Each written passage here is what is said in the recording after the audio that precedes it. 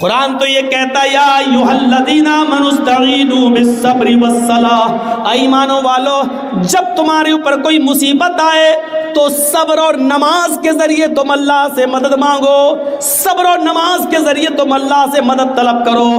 ہمارے اوپر اگر مصیبت آئی ہے تو ہمیں صبر کرنا چاہیے تھا اور نماز پڑھنے کے بعد اللہ سے مدد مانگنی چاہیے تھی، لیکن ہم خواب خرگوش میں مست ہیں، ہم تو سو رہے ہیں، ہم نماز کی ہمیں مسجدوں کی کوئی فکر ہی نہیں ہے۔ تو آپ ہمیں بتائیے کہ ہمارے اوپر پریشانیاں کہاں ہیں، کہاں ہے ہمارے اوپر مصیبت؟ حضرت زکریا علیہ السلام کے بارے میں قرآن کہتا ہے، دیکھیے نماز سارے نبیوں پر فرض تھی اور سب نے نماز کا اہتمام کیا ہے۔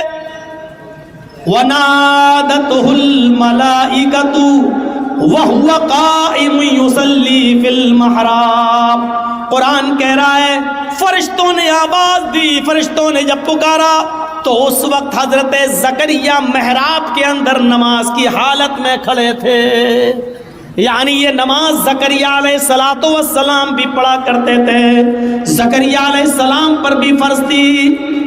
جب فرشتوں نے پکارا، فرشتوں نے آواز دی، وَنَادَتْهُ الْمَلَائِكَةُ وَهُوَ قَائِمٌ يُصَلِّي فِي الْمِحْرَابِ، تو حضرت زکریا علیہ السلام نماز کے اندر، محراب کے اندر نماز کی حالت میں تھے۔ زکریا علیہ السلام کی زندگی بدلا رہی ہے کہ زکریا علیہ السلام پر بھی نماز فرض تھی۔ زکریا علیہ السلام نے جس کی کفالت کی اس کا نام ہے مریم۔ حضرت مریم کو پال پوس کر بڑا کیا۔ حضرت مریم کو بھی حکم ہوتا ہے یا مریم اقنتی لربک، آئے مریم اپنے رب کے لیے جھک جا، اپنے رب کی فرما بردار بن جا۔ وَاسْجُدِي وَارْكَعِي مَعَ الرَّاكِعِينَ، آئے مریم اللہ کے لیے سجدہ کر، اللہ کے سامنے سر جھکا اور اسی کو رکوع کر۔ آئے مریم اللہ کے علاوہ کسی اور کے لیے سجدہ جائز نہیں، آئے مریم رکوع کرنے والوں کے ساتھ رکوع کر، سجدہ کر اور رکوع کرنے والوں کے ساتھ رکوع کر۔ وَاسْجُدِي وَارْكَعِي مَعَ الرَّاكِعِينَ، سجدہ کر اور رکوع کرنے والوں کے ساتھ رکوع کر۔ یہ حضرت مریم جو ایک عورت ہیں اور ایسی پاک دامن عورت ہیں کہ جن کو اللہ رب العالمین نے ان کے نکاح شادی سے پہلے ان کو بیٹا عطا فرمایا، حضرت عیسیٰ ان کے بطن سے پیدا کیا، ان کو کسی مرد نے چھوا بھی نہیں تھا، لیکن اس عورت کو بھی اللہ رب العالمین حکم دے رہا ہے آئے مریم اپنے رب کی فرما برداری کر، اس کی اطاعت کر، وسجودی اور سجدہ کر، وارکعی مع الراکعین اور رکوع کرنے والوں کے ساتھ رکوع کر۔ حضرت موسیٰ علیہ السلام کو کہا جا رہا ہے اے موسیٰ سنو، اننی انا اللہ، میں ہی اللہ ہوں، لا الہ الا انا، میرے علاوہ کوئی معبود نہیں۔ موسیٰ کو اللہ رب العالمین کیا کہہ رہا ہے؟ موسیٰ سنو، میں ہی اللہ ہوں، لا الہ الا انا، میرے علاوہ کوئی معبود نہیں۔ فاعبدنی واقم الصلاۃ لذکری، اے موسیٰ بس میری ہی عبادت کرو، فاعبدنی میری ہی عبادت کرو، واقم الصلاۃ لذکری اور میرے یاد کے لیے نماز قائم کرو۔ یہ موسیٰ علیہ السلام کو حکم دیا جا رہا ہے۔ ابھی ہم قرآن سے ثبوت دے رہے ہیں اور اس کے بعد میں ہندو دھرم کے اوپر آئیں گے کہ دیکھیے کرشن جی بھی نماز پڑھنے کا حکم دے رہے ہیں۔ واقم الصلاۃ لذکری اور میری یاد کے لیے تم نماز قائم کرو۔ یہ موسیٰ علیہ السلام پر بھی اللہ رب العالمین نے نماز فرض کی، اور موسیٰ پر نماز تو ایسی فرض تھی کہ موسیٰ علیہ السلام اللہ کے نبی سے بار بار کہتے تھے کتنے وقت کی نماز ہے؟ 50۔ نہیں پڑھ پائے گی آپ کی امت، پھر جائیے کم کرائیے، پھر کہے کتنی رہ گئی؟ کہ 40، کا بھی زیادہ اور کم کراؤ، کتنی رہ گئی؟ 30، یہ بھی زیادہ، پھر جاؤ، اب کتنی رہ گئی؟ 20، یہ بھی زیادہ ہے، پھر جاؤ، پھر گئے کتنی رہ گئی؟ 10، یہ بھی زیادہ ہے۔ اے موسیٰ کیا 10 تو ٹھیک ہے، نہیں پھر جاؤ، پھر گئے کتنی رہ گئی؟ کہ 5، کب پھر جاؤ، میری امت 2 وقت کی نماز نہیں پڑھ پائی، آپ کی امت 5 وقت کی کیسے پڑھے گی؟ اللہ کے نبی فرماتے اب نہیں جاؤں گا۔ کیوں؟ کہ اب مجھے بار بار اپنے رب کے پاس جاتے ہوئے شرم آتی، کتنی کم کراؤں، 50 سے 5 رہ گئیں، 10 گنا اللہ نے کم کر دی، پھر جاؤں تو کیا بالکل ختم کروا دوں؟ نہیں، اب نہیں جاؤں گا۔ 5 وقت کی فرض ہو گئی۔ تو موسیٰ علیہ السلام پر بھی نماز فرض تھی، حضرت ابراہیم علیہ السلام کے اوپر بھی یہ نماز فرض تھی۔ جب حضرت ہاجرہ کو اور ان کے پیٹ سے پیدا ہونے والے بچے اسماعیل کو جب حضرت ابراہیم علیہ السلام نے بے آب و گیاہ وادی پہ چھوڑ دیا، غیر ذی زرع وادی میں چھوڑ دیا، ایک بیابان جنگل میں میدان منا میں چھوڑ دیا، اور جب چلے گئے دور گئے تو فرمایا ربنا انی اسکنت من ذریتی بواد غیر ذی زرع عند بیتک المحرم لیقیموا الصلاۃ۔ اے ہمارے رب، اے ہمارے پروردگار، ہم نے اپنی ذریت کو، ہم نے اپنی اولاد کو، ہم نے اپنے بیوی اور بچے کو ایک ایسی بیابان جنگل میں چھوڑ دیا ہے جہاں ان کا کوئی پرسان حال نہیں ہے، جہاں ان کا کوئی دیکھ ریکھ کرنے والا نہیں ہے سوائے تیرے۔ اے اللہ، میں نے ان کو غیر آباد، غیر مانوس جگہ پر ہم نے ان کو چھوڑ دیا ہے، بجلی نہیں ہے، پانی نہیں ہے، کھانا نہیں ہے، ایک بیابان جنگل میں ہم نے ان کو چھوڑ دیا ہے، بے آب و گیاہ وادی میں ہم نے ان کو تیرے بھروسے پر چھوڑ دیا ہے۔ اے اللہ، اس لیے یہاں چھوڑا ہے کہ ان سے آبادی بڑھے، پھلے پھولے، لیقیموا الصلاۃ، تاکہ یہاں یہ لوگ جب پڑھنے لگے اور آبادی بڑھ جائے تو نماز قائم کی جانے لگے، نماز پڑھی جانے لگے۔ ہم نے ایک ایسے بے آب و گیا جنگل میں، وادی میں چھوڑ دیا ان کو، لیقیموا الصلاۃ، تاکہ یہاں نماز قائم کی جا سکے، نماز ادا کی جا سکے۔ ابراہیم علیہ السلام پر بھی نماز فرض تھی۔ ایک دوسرے موقع پر ابراہیم علیہ السلام نے کہا رب اجعلنی مقیم الصلاۃ ومن ذریتی ربنا وتقبل دعا۔ غور کرو قرآن کی اس آیت پر، ابراہیم کیا کہہ رہے ہیں؟ اے اللہ، مجھے اور میری اولاد کو نماز کا قائم کرنے والا بنا دے۔ رب اجعلنی مقیم الصلاۃ ومن ذریتی، اے اللہ مجھے اور میری ذریت کو، میرے بیوی بچوں کو، میری اولاد کو مقیم الصلاۃ، نماز کا قائم کرنے والا، نماز کا پڑھنے والا بنا دے، نماز کا پڑھنے والا بنا دے۔ ربنا وتقبل دعا، اے اللہ تو ہماری اس دعا کو قبول فرما لے، اے اللہ ہمیں اور ہماری اولاد کو نمازی بنا دے، نماز کا قائم کرنے والا بنا دے۔ اس سے پتہ چلتا ہے کہ نماز ہر نبی پر فرض تھی۔ جب مریم کے پیٹ سے عیسیٰ آئے تو لوگوں میں ہنگامہ ہو گیا، ہیں مریم نے بچہ پیدا کیا، ارے اس کی تو شادی نہیں ہوئی ہے، پھر بچہ کیسے پیدا ہو گیا؟ خرافاتی لوگ گھیر لیے، مریم بتاؤ یہ بچہ کہاں سے آیا؟ تم تو محراب میں نماز پڑھتی ہو، عبادت میں مصروف رہتی ہو اور اتنی نیک بنتی ہو، اور پھر شادی سے پہلے بچہ، یعنی سب کو دکھاتی ہو، ڈھڈورا پڑتی ہو، اور حالت یہ ہے کہ تم نے ایک ناجائز بچے کو جنم دے دیا، شادی سے پہلے یہ بچہ کہاں سے آیا؟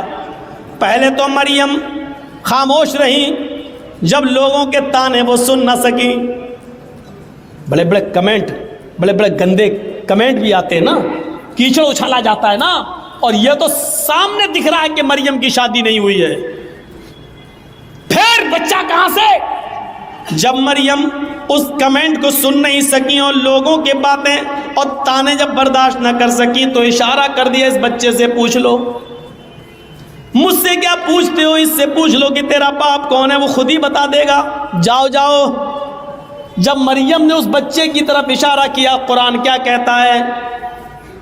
جب لوگوں سے کہا اس بچے کی طرف جاؤ تو لوگوں نے کہا کیف نکلم من کان فی المہد صبیا، اے مریم تو مجھے اس کے پاس بھیج رہی ہے جو پالنے میں جھول رہا ہے، جو گہوارے میں کھیل رہا ہے، جو ایک چھوٹا سا بچہ ہے، وہ کیا بولے گا؟ کیف نکلم، ہم کیسے اس سے بات چیت کریں جو گہوارے میں پڑا ہوا ہے، جو پالنے کے اندر پڑا ہوا ہے، جو جھول رہا ہے، جو کھیل رہا ہے، حالانکہ وہ ابھی چھوٹا سا دودھ پیتا بچہ ہے، وہ ہم سے کیسے بات کرے گا؟ ہم اس سے کیسے گفتگو کریں؟ وہ ہمیں کیا جواب دے گا؟ جواب تو تمہیں دینا ہے، تم بتاؤ کہ یہ بچہ کہاں سے آیا؟ کیف نکلم من کان فی المہد صبیا، اے مریم اس بچے کے پاس کیا بھیجتی ہے؟ وہ تو پالنے میں جھول رہا ہے، وہ تو چھوٹا سا بچہ ہے، وہ ہماری بات کا کیا جواب دے گا؟ ابھی اتنا کہا ہی تھا قوم کے لوگوں نے، اتنے میں وہ بچہ یعنی عیسیٰ علیہ السلام اسی جھولے سے آواز دیتے ہیں، اسی پالنے سے، وہ گہوارے سے بولتے ہیں، انی عبداللہ اتانی الکتاب وجعلنی نبیا وجعلنی مبارکا اینما کنت وَأَوْصَانِي بِالصَّلَاةِ وَالزَّكَاةِ مَا دُمْتُ حَيًّا۔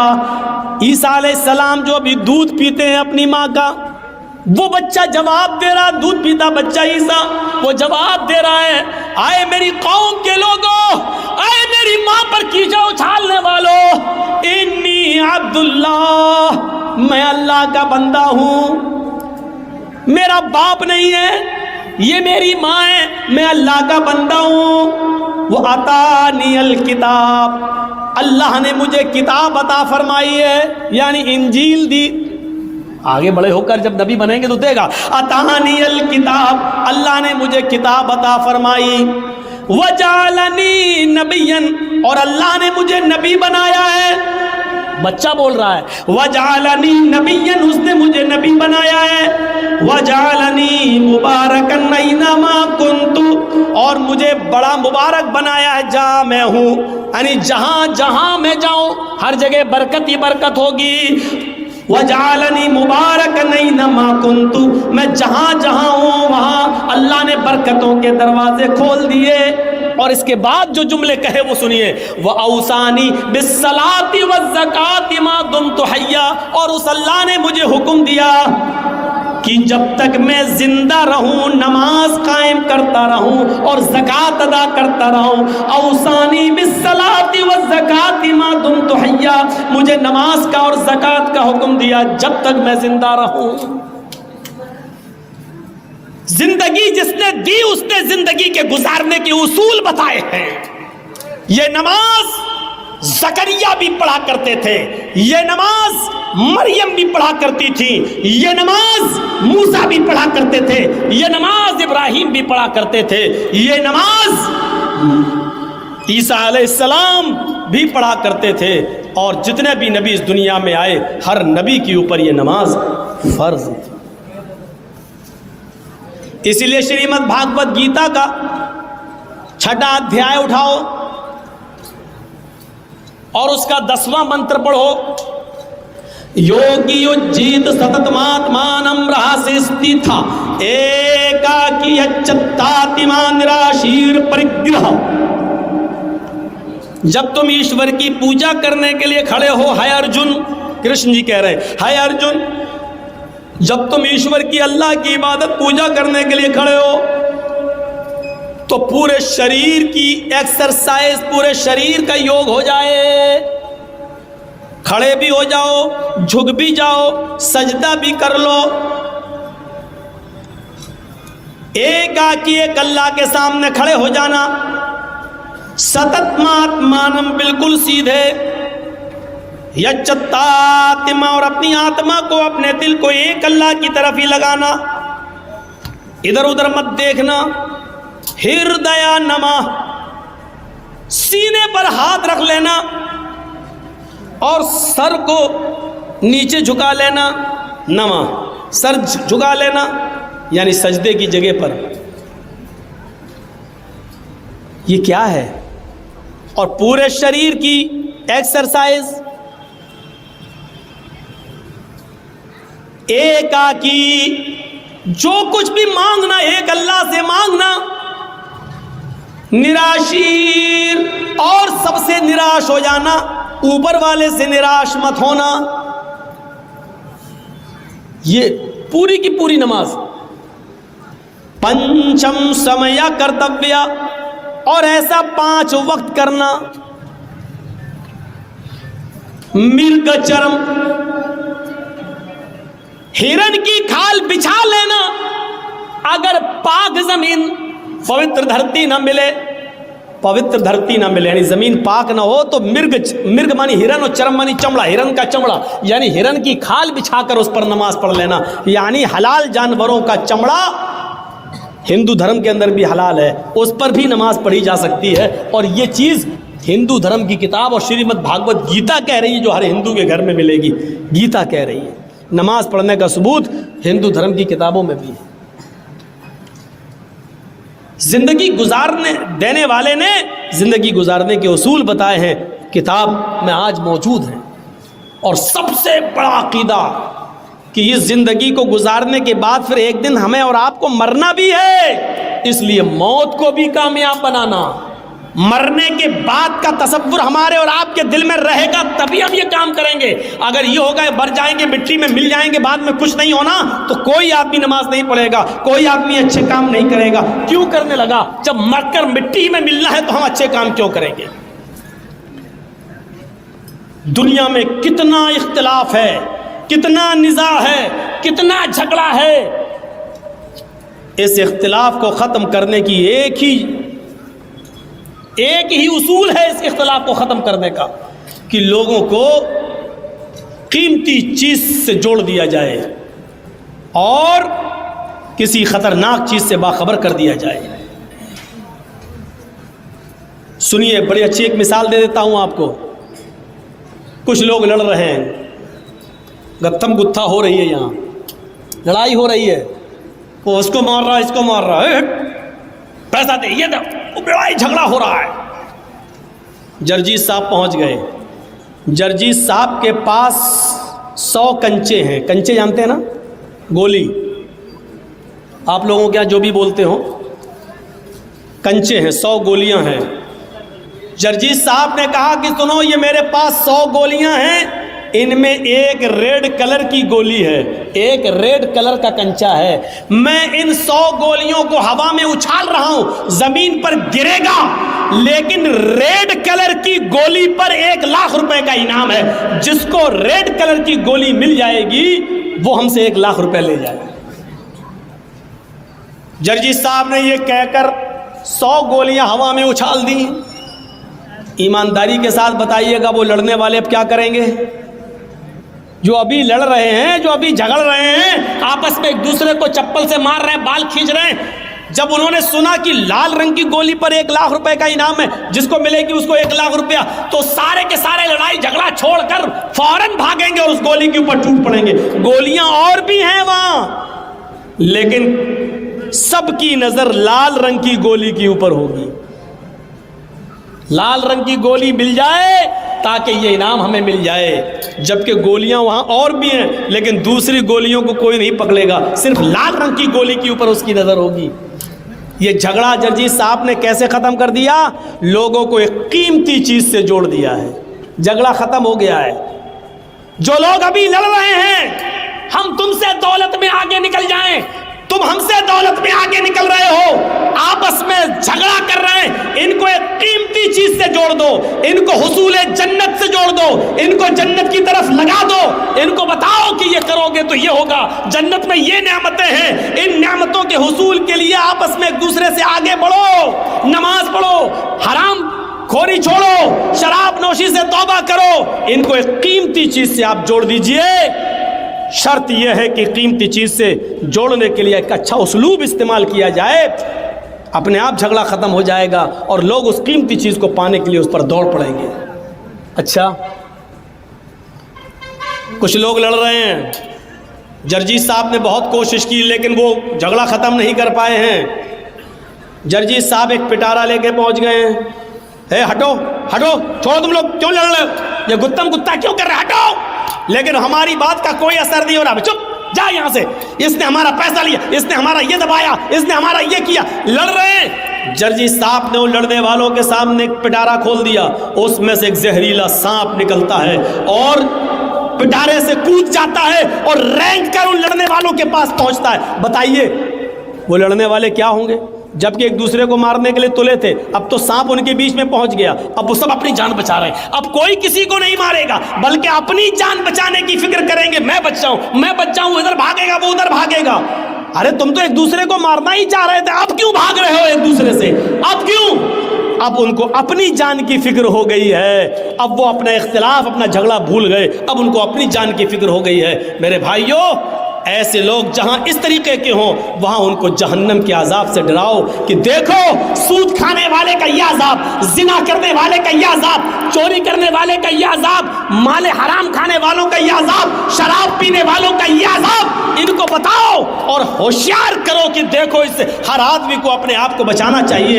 اسی کو قرآن کہتا ہے یا ایھا الذین آمنوا قوا انفسکم واہلیکم نارا، ایمان والو تم اپنے آپ کو بھی جہنم سے بچاؤ اور اپنے بیوی بچوں کو بھی جہنم سے بچاؤ، اپنے آپ کو بھی جہنم سے بچاؤ اور اپنے بیوی بچوں کو بھی جہنم سے بچاؤ۔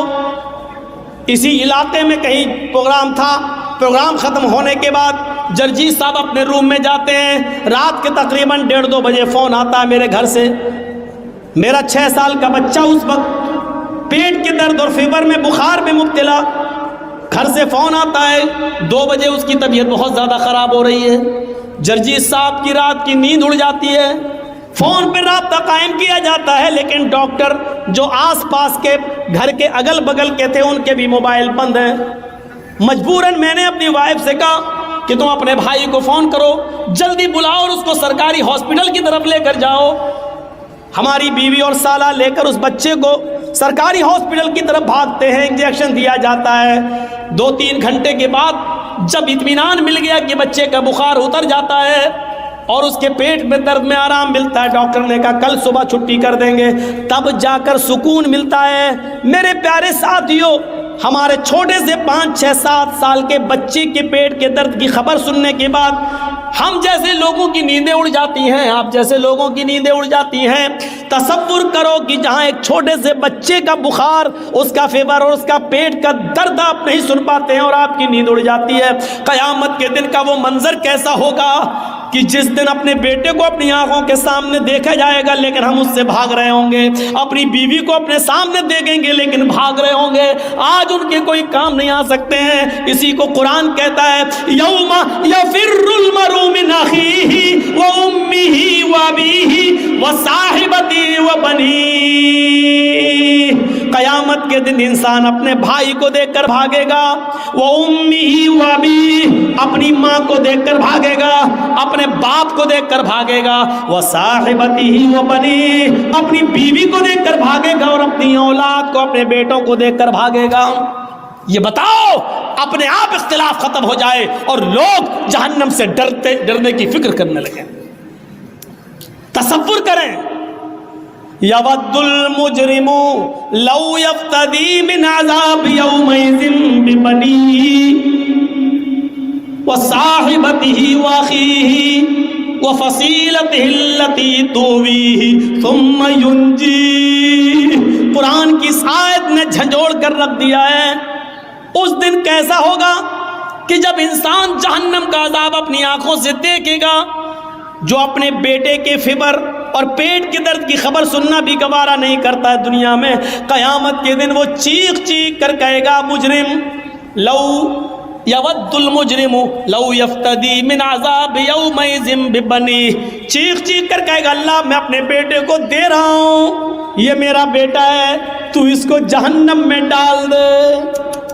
منظر دیکھیے آپ، کتنا خطرناک عذاب، اس بچے کو، اس بیٹے کو جہنم میں ڈال دے۔ وصاحبتی اپنی بیوی کو لے کر آئے گا، اللہ میں بیوی کو فدیے میں دے رہا ہوں، اس کو جہنم میں ڈال دے۔ وہ اخیہ اپنے بھائی کو لے کر آئے گا، آئے اللہ دنیا میں میرا اور اس کا خون کا رشتہ ایک، میری ماں ایک، میرا باپ ایک، یہ میرا بھائی، لیکن آج تو اس کو لے لے۔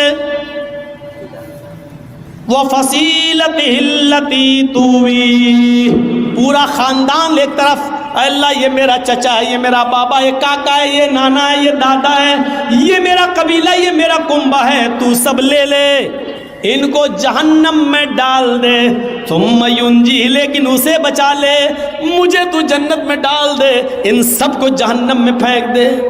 کیسے انسان گوارا کرے گا؟ اپنی اولاد کو اپنے ہاتھ سے اللہ کو دے گا، لے اللہ اس کو جہنم میں ڈال دے لیکن مجھے نہیں، اللہ میری بیوی کو جہنم میں پھینک دے لیکن مجھے نہیں، اللہ میرے بھائی کو جہنم میں ڈال دے لیکن مجھے نہیں، اللہ میرے خاندان کو جہنم میں ڈال دے لیکن مجھے نجات دے دے، میں نہیں جانا چاہتا۔ تصور کیجئے آپ، یہاں بیٹا جل رہا ہے، آگ لگ جائے گھر میں، بیٹا جل رہا ہے، باپ کسی بھی قیمت پر دروازہ توڑے گا اور اپنے بچے کو بچانے کی فکر کرے گا کہ اسی طرح بچا لے، اگر ہم جلتے جل جائیں لیکن میرا بیٹا بچ جائے۔ دنیا کی آگ میں اپنے آپ کو چھلانگ لگا لیتے ہو اپنے بچے کو بچانے کے لیے، لیکن قیامت کے دن جہنم کی آگ کتنی تیز ہوگی، ایک بار دیکھو گے تو اپنے بیٹے کو ڈالنا گوارا کر لو گے، اپنے آپ کو نہیں، اپنی بیوی کو، اپنے بھائی کو ڈالنا گوارا کر لو گے لیکن اپنے آپ کو نہیں۔